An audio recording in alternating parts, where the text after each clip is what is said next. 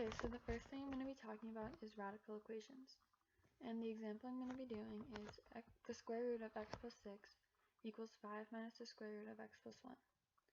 And the first thing I'm going to do is square both sides to get rid of the radical on the left. So I'm going to get x plus 6 equals 26 minus 10 root x plus 1 plus x, because you have to FOIL the both side on the left. The x's cancel, and I'm going to subtract 6 from both sides and add 10x root x plus 1 to both sides. Then I'm going to divide each side by 10 and then square each side again to get rid of the final radical. So I'm going to be left with x plus 1 equals 4, and then I'm going to subtract 1 from each side to get x equals 3. Now I have to check the solution. So I'm going to erase my work from the original. And then all you have to do is substitute in the solution to the original polynomial. And if you get the same number on both sides, it's not extraneous. So I'm going to get 3 plus 6, square root of 3 plus 6 equals 5 minus the square root of 3 plus 1, which is the square root of 9 equals 5 minus the square root of 4, which is 3 equals 5 minus 2, which is 3 equals 3, so it's not extraneous. The next thing I'm going to be talking about is synthetic division. And the problem I'm going to be doing for this example is x cubed minus 3x plus 2 divided by x plus 2. And you're going to want to insert in a plus 0x squared so you remember that it's there. Also, you're going to want to solve the x plus 2 for 0 to get the solution to the factor to put in the box. So first I'm going to draw the little box and put the negative 2 in it, and then write the coefficients of each of the terms of the polynomial.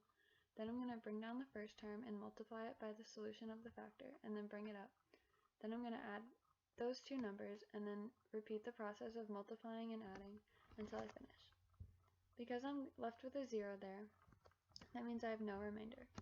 The equation, or the factor that I get, is x squared minus 2x plus 1, which can then be factored to x minus 1 squared.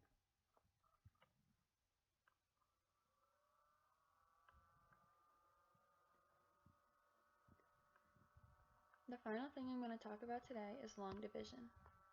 I'm going to use the same problem from the last one so you can see how it's done both ways, which is x cubed minus 3x plus 2 divided by x plus 2. Again, I'm going to add in the 0x squared. So I'm going to write the x plus 2 to the left of the bar, and then put the x cubed plus 0x squared minus 3x plus 2 under the bar. For long division, all you have to do is ask yourself what you have to multiply the first term of the factor by to get the first term of the polynomial. Here it was x squared. Then you distribute the x squared to both terms of the factor and put it under the correct corresponding value for the polynomial. Then you subtract and bring down the next term. You repeat the process done for the first part until you get down to the last term.